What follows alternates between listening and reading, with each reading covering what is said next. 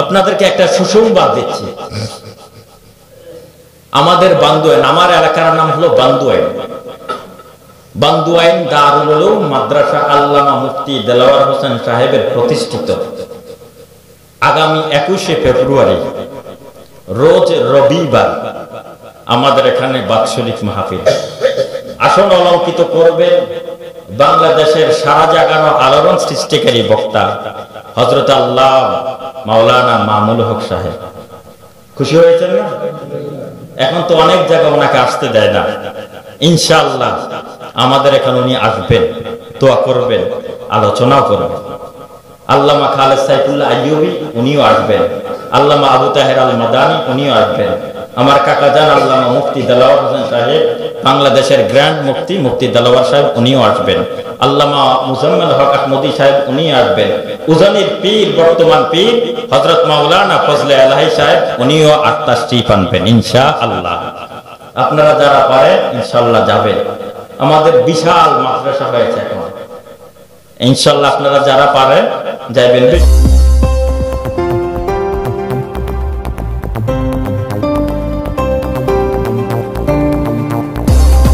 জ্ঞাপন করি আলহামদুলিল্লাহ। দুরুদ ও সালাম প্রেরণ করছি বিশ্ব মানবতার মুক্তির দূত, বিশ্ব সভার সভাপতি, দরজাটা খুলে দেন জানাটা, বিশ্ব সভার সভাপতি আফতাবে নবুয়ত শাহিন শাহের সালাদ দু জাহানের সরদার ফকরে আলম বনি আদম হুজুরে আকরম সৈয়দুল মুরসালিন খাতামুন নবিয়্যিন রাহতুল আশিকিন জনাবে মুহাম্মদুর রাসূলুল্লাহ। আজকের খুতবার বিষয়বস্তু হচ্ছে জান্নাতে যাওয়ার পথ। মহাগ্রন্থ আল কোরআন থেকে ছোট্ট একটা আয়াতে কারিমা তেলাওয়াত করেছে হুজুরপুর নূর সাল্লাল্লাহু আলাইহি ওয়াসাল্লামের অসংখ্য অগণিত লক্ষ কোটি হাদিসের টুকরা থেকে এক টুকরা হাদিস পাঠ করল। মনির যদি দয়া করে মায়া করে, আপনারা যদি দয়া করেন এমন কিছু কথা যেন আমার জবানে আল্লাহ আলকা করে দেন, যে কথাগুলো আমার প্রয়োজন, মুসল্লিদের প্রয়োজন। সকলে বলেন আমিন। এই পৃথিবী থাকার জায়গা নয়, থাকতে কেউ আসেনি, থাকতে পারবেও পারবে। আমরা এই পৃথিবীতে আসার আগে রূহের জগতে ছিলাম। কতদিন ছিলাম কোনো তাফসীর কারক আমাদেরকে জানান নেই। অনেক দিন রূহের জগতে বিচরণ করার পর আমাদেরকে পাঠায় দিল উদর জগৎ, মায়ের পেট। মায়ের পেটে নির্দিষ্ট একটা সময় আমরা ছিলাম। নির্দিষ্ট সময় তাফসীরে মুফাসসিরিনে কেরাম লেখেন 9 মাস 20 দিন। অন্যান্য তাফসীর কারকরা লেখেন 10 মাস 10 দিন। কোনো সন্তান আগেও বের হয়ে যায়, কোনো সন্তান পরেও আসে। কি বলেন? একটা নির্দিষ্ট সময় ছিলাম, ওইখান থেকেও চলে আসলাম, বের করে দিল বিশ্বজগৎ তথা বর্তমান পৃথিবী। এখানে কতদিন থাকবো, কত ঘন্টা থাকবো, কত সেকেন্ড হায়াত পাবো, এর বিশ্বাস, এর নিঃশ্বাস, এর নমুনা, এর সংখ্যা আল্লাহ কাউকে জানান নাই। জানাইছেন? শুধু জানেন একমাত্র আল্লাহ। কে জানেন? তাহলে এইখানে একটা স্টপেজ, স্টেশন। প্রথম স্টেশন, প্রথম স্টপেজ ছিল রূহের জগৎ। দ্বিতীয় স্টপেজ মায়ের উদর, মায়ের পেট। 9 মাস 20 দিন, 10 মাস 10 দিন ওইখানে স্টেশন স্টপেজ করেছিলাম। তৃতীয় স্টপেজ এ ধরাপৃষ্ঠ দুনিয়া। এখানে কতদিন? 60, 70, 80, 90, 100 বছর একটা স্টপেজ। কি বলেন? 100 বছরের হায়াতের জীবন যখন শেষ হয়ে যাবে, চতুর্থ স্টপেজ, চতুর্থ স্টেশন কবর জগৎ, আলমে বরজখ, কবর জগতে চলে যেতে হবে।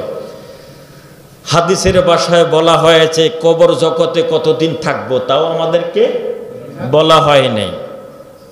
কোটি কোটি বছর পর্যন্ত কবর জগতে থাকতে হবে। প্রশ্ন হলো, ছিলাম জান্নাতে,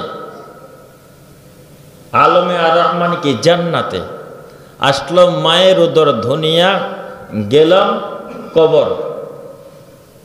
আমরা আল্লাহর কাছে আশাবাদী যে আল্লাহ যতটুকু নেক আমল আছে, আবার আমাদের আদি পিতা, আমাদের আদি বাসস্থান জান্নাতুল ফেরদাউসে যেতে চায়।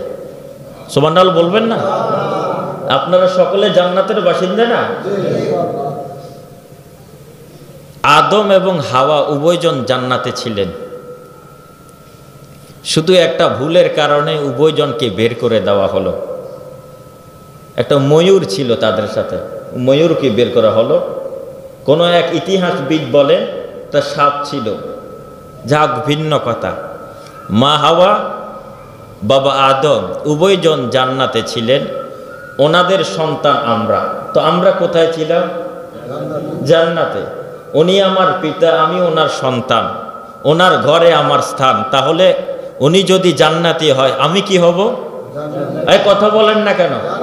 তবে বাপের সুযোগ্য সন্তান হতে হবে। বলেন কি? আমার আব্বা যদি আমাকে উত্তরসূরি হিসাবে সম্পদ না দেন, আমার কিছু করার নাই। আমার আব্বা আদম জান্নাতের উত্তরসূরি হিসাবে আমি জান্নাতের অধিকারী। কি বলেন? আশা করতে পারি? আব্বার কাছে জান্নাতের আশা করি। আল্লাহ, আব্বা ছিলাম জান্নাতে, আসলাম দুনিয়াতে, গেলাম উদর জগতে, গেলাম কবর জগতে, মাঝখানে স্টেশন ঘুরলো, কয়েকদিন বেড়াইলাম মেহমান হিসাবে, আবার চলে যাই একই জান্নাতে। সুবহানাল্লাহ। এই জন্য আমরা আল্লাহর কাছে জান্নাতুল ফেরদাউস চাইব। কি চাইব বলেন? জান্নাতের মধ্যে 100টা স্তর। কয়টা স্তর? 100 স্তর। 100 স্তরের মধ্যে সর্বশ্রেষ্ঠ, সর্ব উন্নত স্তর হচ্ছেন জান্নাতুল ফেরদাউস। এই জান্নাতুল ফেরদাউসের উপরে হলো আরশ আজিম, আল্লাহর বাড়ি। সুবহানাল্লাহ বলবেন না? তাহলে আমরা আল্লাহর কাছে যখন প্রার্থনা করব, আল্লাহ আমাদের সকলকে জান্নাতুল ফেরদাউস নসিব করো। কি বলেন? জান্নাতের মধ্যে জান্নাতীদেরকে আল্লাহ খানা দিবেন। সর্বপ্রথম খানা খাওয়াবেন কি? পুরা পৃথিবীর মাটিটাকে একটা রুটি বানায় দিবেন। রুটিটা এত স্বাদ হবে, এত স্বাদ হবে, দুনিয়ার কোনো মানুষ খায়া সেটা কোনো দিন কল্পনা করতে পারবে না। কি বলেন? একটা রুটি, ওই রুটির সাথে হবে প্রথম মাংস, ষাঁড়ের মাংস, এবং একটা মাছ হবে, মাছের এক অংশের কিছুটা কলিজা। 70,000 লোক আহার করবে। খাইতে চান না? এই জান্নাত, এই জান্নাতের আলোচনা। জান্নাতের মধ্যে অনেক অনেক অনেক অনেক নাজ নেয়ামত হবে। এর মধ্যে একটা নাজ নেয়ামত হচ্ছে হুরে গেলমার দান করবেন। আরেকটা নাজ নেয়ামত হচ্ছে বড় বড় দেলান কোটা দিবেন। আরেকটা নাজ নেয়ামত হচ্ছে দুধের নহর প্রবাহিত হবে। আরেকটা নাজ নেয়ামত স্বচ্ছ পানির নহর, মিঠা পানির নহর, মধুর নহর। অট্টালিকা আল্লাহ জান্নাতুল ফেরদাউস যারা নসিব হবে তাদেরকে দান করবে। জান্নাতের মধ্যে একটা জায়গা হবে, ওই জায়গার নাম হলো মাকাদে সিদক। ওই মাকাদে সিদকের মধ্যে যারা জান্নাতি হবেন তাদের মিলন মেলা হবে। কি মেলা? মিলন মেলা। ওই জান্নাতের মধ্যে সকল জান্নাতীরা মাকাদে সিদকের মধ্যে সমবেত হবে। সমবেত হইয়া প্রত্যেকটা জান্নাতীদের পুরুষের জন্য 70 জন হোরে গেলমার দেওয়া হবে। 70 জন হোরে গেলমার একজন আরেকজনের হাতে হাত ধরে চতুর্দিকে স্বামীকে মাঝখানে রেখে ঢ্যাঁস দিতে থাকবে, নাচতে থাকবে, নৃত্য পরিবেশন করতে থাকবে। কয় শুধু নৃত্য নয়, তাদের মুখে একটা গান থাকবে, নাহানুল খালিদাতু ফালাহা নাবিদু, নাহনুল খালিদাতু ফালাহা নাবিদু, ওয়া নাহনুন নাইমাতু ফালা নাবাসু, ওয়া নাহনুর রাদিয়াতু ফালা নাসখাতু, তুবা লিমান কানা লানা ওয়া কুন্না লাহু। এই গানের তালে তালে, নাচের তালে তালে, সুরের তালে তালে সকল জান্নাতি হোরে গেলমাররা পাগল হয়ে যাবে স্বামীকে খুশি করার জন্য।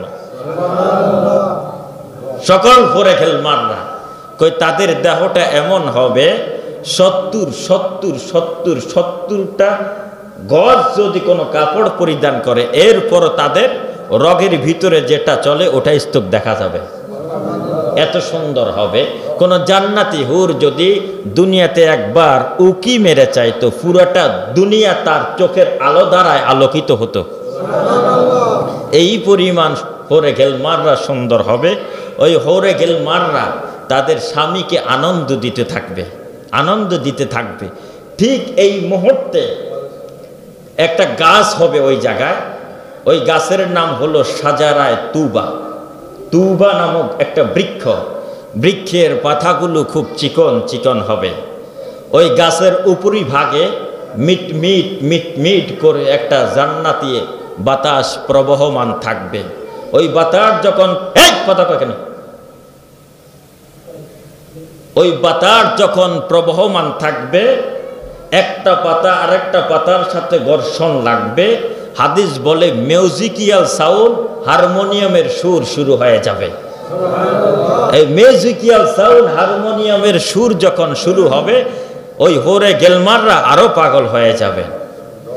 ওই বৃক্ষর নিচে প্রত্যেকটা জান্নাতি শুক্রবার জুমার দিন, গরিবের হজের দিনে শপিং করবে, মার্কেটিং করবে। শপিং মার্কেট করতে রাজি আছেন নি? তবে এই দুনিয়াতে যারা, যেই সমস্ত মহিলারা উলঙ্গ বেহায়াপনা বেপরদার মতো শপিং করতে যায়, স্বামীকে ঘরে রেখে বাসায় রেখে, কিয়ামতের ময়দানে তারা তুবা বৃক্ষের নিচে যাওয়া তো থাক দূরের কথা, এর ঘ্রাণও পাবে না। একমাত্র তারাই যাইতে পারবে যারা দুনিয়ার নাজ নামতকে তুচ্ছ তাচ্ছিল্য মনে করে জান্নাতকে প্রাধান্য দিয়েছে। কিয়ামতের কঠিন হাসরের ময়দানে জান্নাতি যখন হবে, ওই জান্নাতীদেরকে আনন্দ দেওয়ার জন্য আল্লাহ বলে তুবা নামক একটা বৃক্ষ আমি সৃষ্টি করে দিলাম। ওই তুবা বৃক্ষের মধ্যে কোনো যুবক কোনো ঘোড়া নিয়ে যদি 500 বছর পর্যন্ত দৌড়ায়, ওই বৃক্ষের ছায়া শেষ করতে পারবে না। এত বড় হবে বৃক্ষ। ওই বৃক্ষের ছায়ার নিচে সকলে বসবে আর শপিং করবে। কোন দিন বলে? শুক্রবার জুমার দিন। শুক্রবার জুমার দিন আমরা শপিং করব ইনশাআল্লাহ। কারণ এমন জান্নাত, যে জান্নাতে সুখও নাই দুঃখও নাই। সুবহানাল্লাহ বলবেন না? আবার এমন জাহান্নাম যেখানে সুখও নাই দুঃখও নাই। কি বলেন? হ্যাঁ, তার মানে কি? জাহান্নামে দুঃখ আর দুঃখ, জান্নাতে সুখ আর সুখ। সুম্মা লা ইয়ামুতু ফিহা ওয়া লা ইয়াহইয়া। যারা জাহান্নামী হবে এদের মৃত্যু হবে না, এরা জিন্দাও থাকবে না। বলেন, এরা মৃত্যুবরণ করবে না, এরা আবার জিন্দাও থাকবে না। তো কেমন? এরা মহা যন্ত্রণাদায়ক শাস্তির ভিতরে থাকবে। নাউজুবিল্লাহ বলে। এই তুবা বৃক্ষ, আল্লাহ তাআলা তুবা বৃক্ষের যে পাতাগুলো, এটা স্বর্ণ খচিত দ্বারাই তৈরি। সুবহানাল্লাহ বলে। এই তুবা বৃক্ষের মধ্যে সকলে আমরা অধিবেশন করব। জান্নাতীরা মার্কেটিং করতে যাবে, খুব সুন্দর সুন্দর নাজ নেয়ামত সেখানে তারা উপভোগ করতে পারবে। মাকাদে সিদক, 70 জন হোরে গেলমার সেখানে অবস্থান করবে স্বামীদেরকে খুশি করার জন্য। স্বামীরাও হোরে গেলমারদেরকে পাইয়া মনে হয় যেন দুনিয়ার সব নাজ নেয়ামত পাইয়া গেল, এমন মনে হবে। কথা ঠিক কিনা?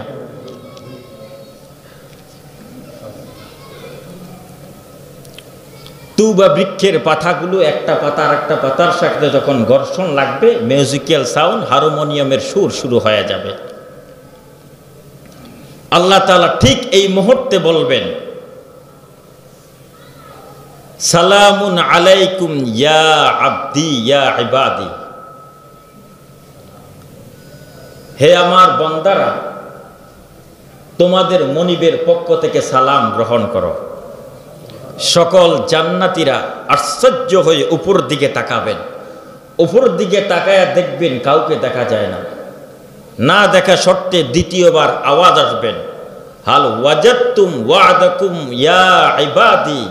হে আমার বান্দারা, তোদের পালনকর্তা তোদের সাথে যা কিছু প্রতিশ্রুতি দিয়েছিল, সেই প্রতিশ্রুতি অনুযায়ী সব কিছু পরিপূর্ণ পাইছো কিনা? একদল জান্নাতি বলবেন ওয়াজাদনা ইয়া রব্বানা মা ওয়া'আদতানা, হে আমাদের প্রভু, যা কিছু ওয়াদা করেছিলেন, যা কিছুর প্রতিশ্রুতি দিয়েছিলেন, সবগুলো আমরা পরিপূর্ণ পেয়েছি। একদল পাগলের দল বলবে না, আল্লাহ মিথ্যা কথা, কিছুই পাইনি। আল্লাহ তাআলা আওয়াজ দিয়ে বলবেন, ও বান্দারা, কি তোমাদেরকে দেইনি? দুধের নহর, শরাবের নহর, স্বচ্ছ পানির নহর, মিঠা পানির নহর, হোরে গেলমার, দালান কোঠা, অট্টালিকা সবই দিয়ে দিলাম। জান্নাতীরা জবাব দেবে, হোরে গেলমা जितनी नामत है तू, होरे गलमा जितनी नामत है तू, सबसे बेहतर नामते दीदार तू।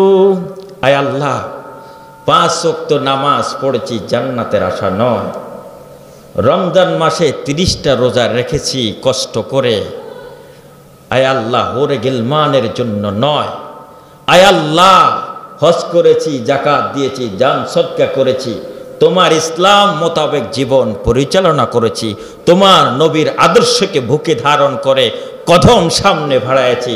আয় আল্লাহ, দালান কোঠা, অট্টালিকা, হোরে গিলমানের জন্য নয়। আয় আল্লাহ, তোমার নবী মুহাম্মদ আরবির জবান মুবারকে শুনেছি, সাতারাউনা রাব্বাকুম কামা তারাউনা হাযাল কমারা ফি লাইলাতি কামালি। 14 তারিখের পূর্ণিমার চাঁদ মেঘ শূন্য আকাশে যেমন স্পষ্ট দেখতে পাও, তোমরাও কিয়ামতের দিন তোমাদের মনিব, তোমাদের মালিক আল্লাহকে 14 তারিখের পূর্ণিমার চাঁদ মেঘ শূন্য আকাশে এর চেয়ে স্পষ্ট দেখতে পাইবা। আয় আল্লাহ, তোমার দিদার আর সাক্ষাৎ, তোমার দিদার বিহীন হোরে গেলমারের দরকার নাই, তোমার দিদার বিহীন জান্নাতের দরকার নাই, তোমার দিদার বিহীন দালান অট্টালিকা, দুধের নহর, শরাবের নহর, স্বচ্ছ পানির নহর, মিঠা পানির নহর কিছুই দরকার নাই। আয় আল্লাহ, আমরা তোমার দিদারের প্রত্যাশী। এই আরজু যখন করবেন, আমার রসুল বলেন, আল্লাহ পাকের নূরান্বিত চেহারার সামনে 70,000 নূরের পর্দা থাকবে। এই 70,000 নূরের পর্দা থেকে একটি পর্দা সরায় দিবেন।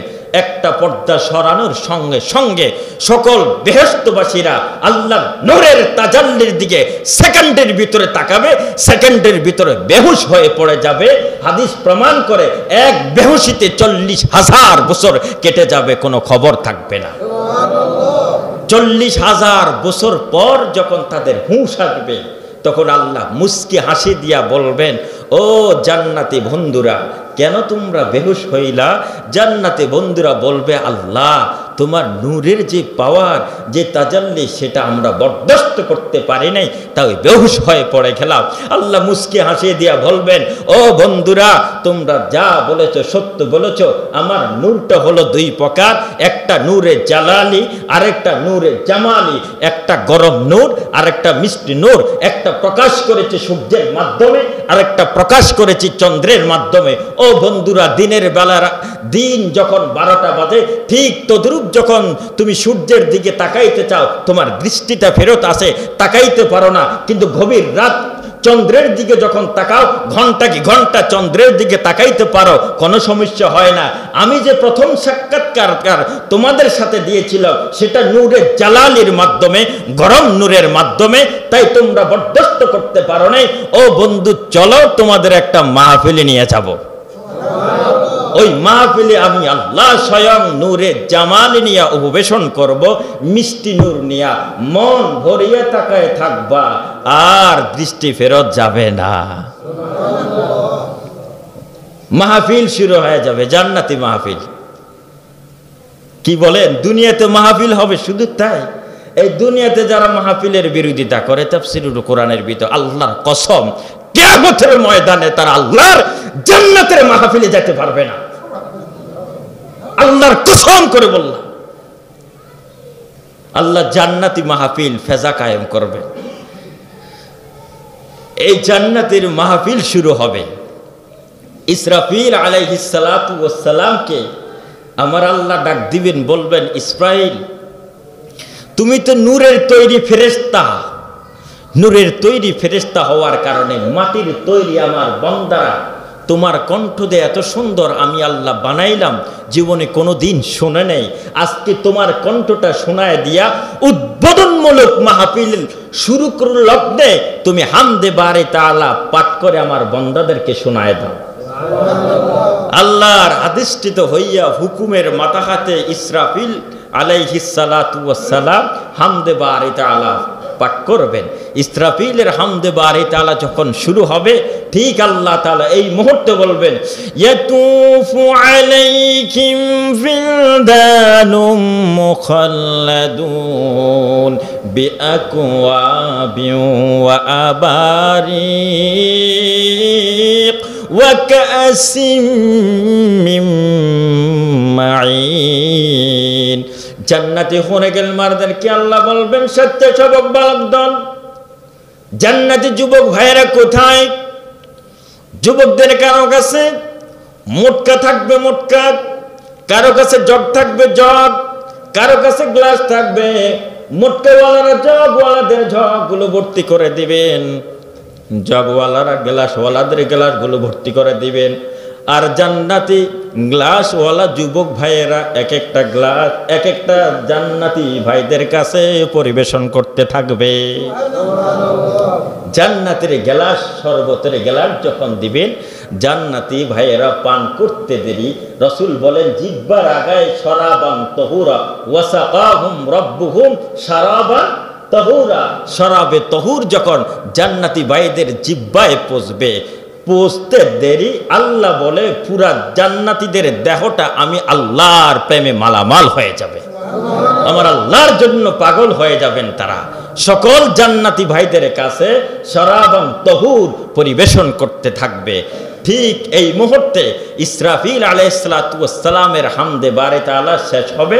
আল্লাহ তাআলা তখন বলবেন, দাউদ নবী কই? সুবহানাল্লাহ বলবেন না? দাউদকে ডাক দিবেন। সাহাবাই কেরামের কাছে আলোচনা যখন রাসূল করতেছিলেন, সাহাবাই কেরাম প্রশ্ন করলো, ওগো আল্লাহর নবী, যে মাহফিলটা হবে জান্নাতের মধ্যে কোরআনী মাহফিল, ওই কোরআনী মাহফিলের জন্য কোনো স্টেজ হবে কি না? কয় হ্যাঁ স্টেজ হবে। কই স্টেজটা কত বড় হবে? কই স্টেজটা এত বড় হবে যে স্টেজের মধ্যে 2,24,000 পয়গম্বর উপবেশন হবেন। কয় লক্ষ? স্টেজটা কি ছোট না বড়? বড় বলতে কত বড়?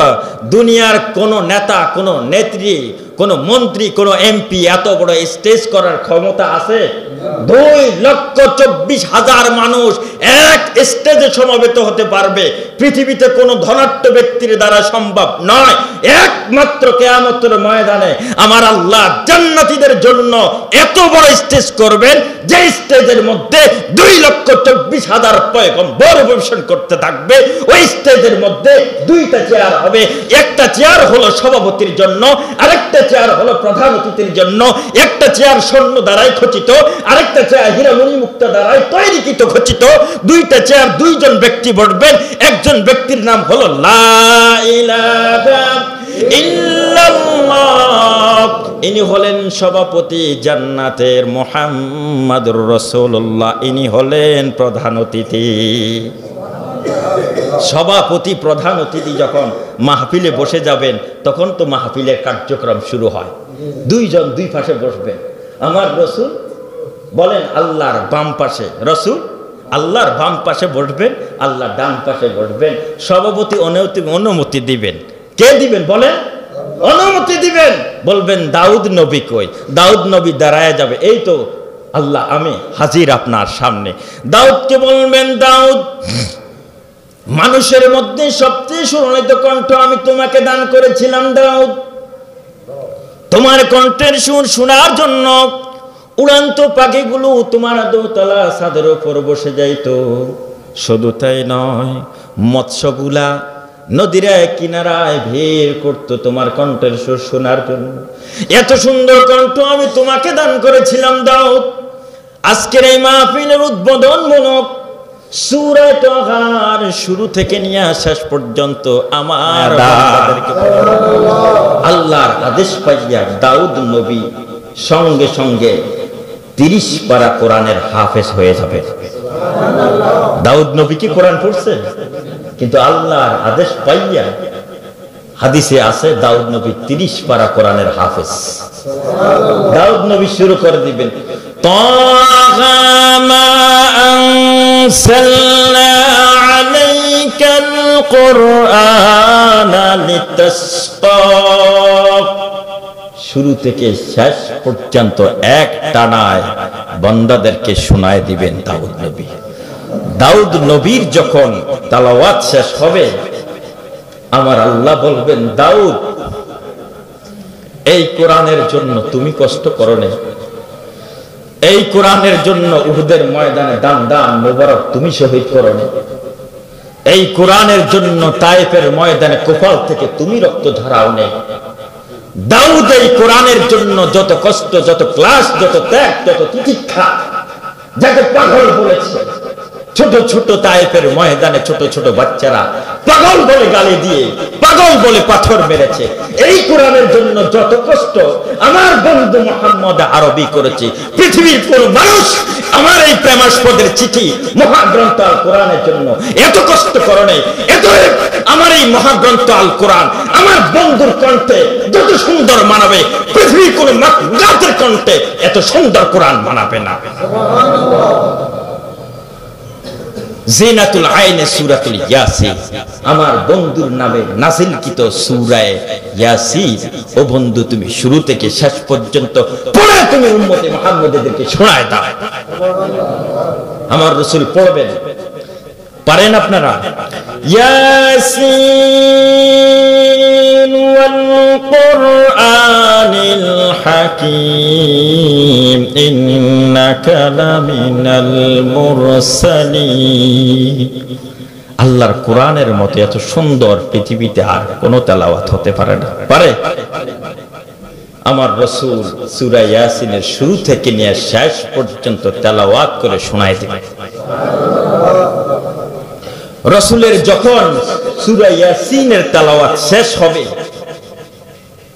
তখন আল্লাহ বলবেন, ও আমার বান্দারা, আমার এই কালাম কারো বানানো নয়, আমার এই কালাম আমি আল্লাহর বানানো কোরআন। আমার এই কোরআন আমার জবানে যত সুন্দর মানাবে, পৃথিবীর কোন মাখলুকাতের কণ্ঠে এত সুন্দর কোরআন তেলাওয়াত মানাবে না। কলবুল কোরআন সূরাতুর রহমান, সুবহানাল্লাহ বলেন। কোরআন কারীমের শুভবর্ধনকারী সূরা, কোরআন কারীমের অলংকার সূরাতুর রহমান। এই সূরা রহমান আমার আল্লাহ পাক করবেন, শুরু থেকে শেষ পর্যন্ত মুহাম্মদীদেরকে শোনায় দিবেন। কিন্তু দুনিয়াতে আমরা সূরা রহমান পড়ি কিনা? সূরা রহমান পড়ে, আর রহমানু আল্লামাল কুরআন। আল্লাহ কি এমনি পড়বেন? না, আল্লাহর পড়ার ধরনটা হবে ভিন্ন। পড়তাম, আল্লাহ বলবে, আনার রহমান, আমি রহমান। দুনিয়াতে রহমান রহমান বলে গুণগান গেয়েছো, রহমানের প্রশংসা করেছো, জীবনে কোনোদিন রহমানকে দেখো নাই, মন ভরে তাকায়া দেখো রহমানের দিকে। আজকে আমি সেই রহমান। আনাল আল্লামাল কোরআন, আমি তোদেরকে কোরআন শিক্ষা দিয়েছি। আনাল আল্লামাকুল বায়ান, আমি আল্লাহ তোদেরকে বাক শক্তি দিয়েছি কথা বলা। সুবহানাল্লাহ। আমার দিকে তাকায়া দেখ, আমার আল্লাহ এভাবে করে সূরা রহমানের শুরু থেকে নিয়ে শেষ পর্যন্ত পাঠ করে বান্দাদেরকে শোনায় দিবে। ওটার মধ্যে দুই শ্রেণীর লোক হবে, এটা ফার্স্ট ক্লাস আর একটা সেকেন্ড ক্লাস। ফার্স্ট ক্লাস শ্রেণীর জন্য স্বর্ণের চেয়ার দেওয়া হবে। ফার্স্ট ক্লাসের পিছনে সেকেন্ড ক্লাসরা বসবে, ফার্স্ট ক্লাসের পিছনে মেশক আম্বরের পাহাড় বানাইয়া দেওয়া হবে।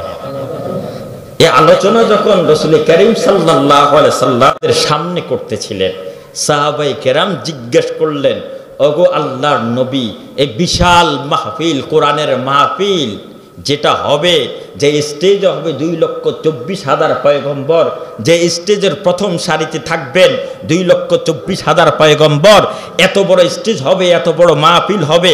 আমরা জানতে চাই ওগো মুহাম্মদ, এত বড় মাহফিলের জন্য আলাদা কোনো লাইট, আলাদা কোনো বাতি, আলাদা কোনো আলোর ব্যবস্থা করা আছে কিনা? আমার রাসূল বলেন, সাহাবায়ে কেরাম, এই বিশাল গোটা মাহফিল আলোকিত করার জন্য কোনো ভিন্ন কোনো লাইট, ভিন্ন কোনো চেরাগ, ভিন্ন কোনো বাতি, ভিন্ন কোনো আলোর ব্যবস্থা নাই। গোটা মাহফিলটাকে আলোকিত করার জন্য আমি নবী মুহাম্মদ আরবীর নূরান্বিত চেহারার আলো দ্বারা গোটা মাহফিল আলোকিত হতে থাকবে।